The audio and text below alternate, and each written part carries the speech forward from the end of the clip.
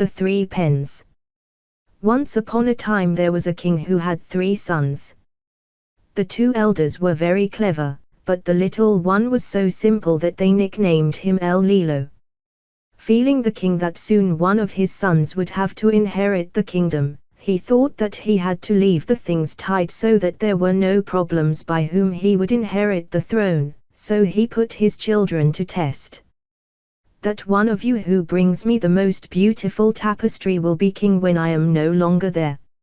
So that there would be no quarrels, the king threw 3 feathers into the air, blew on them and said, "You go wherever the feathers go." One flew towards Levate, another, towards west, and the third fell in the Suelp, a short distance. And so, the major left to the left, the middle to the right, and the Lilo stayed where he was while his brothers were laughing at him. The boy sat down, thinking that there was little he could do there. Then he saw a trapdoor. He picked it up and a ladder appeared. The young man went down by her and reached a door. When the young prince knocked on the door, he heard someone shouting inside these words: "Armor green and thundering. Paw wrinkled. Women's junk. Which is useless.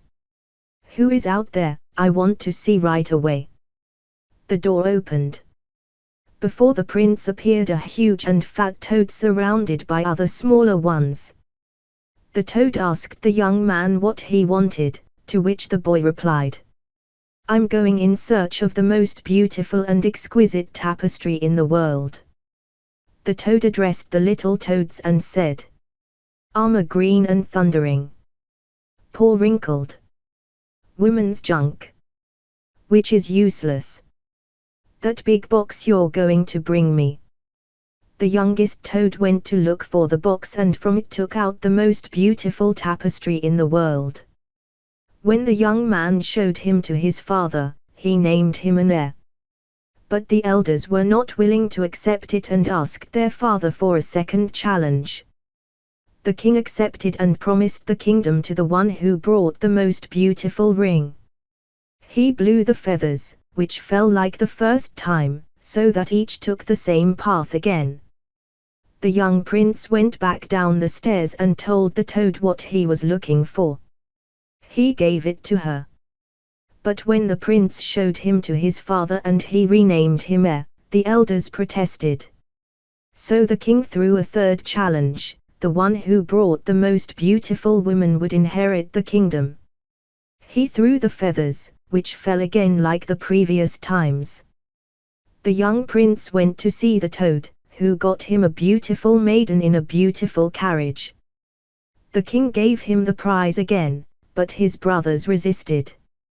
"Father, let the kingdom remain that the woman who has brought the woman to jump through a hoop hung in the center of the room."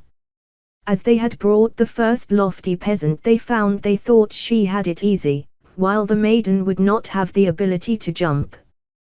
But as the peasants were heavy and coarse, they fell as they jumped, while the young maiden, who was light as a roe, jumped without difficulty.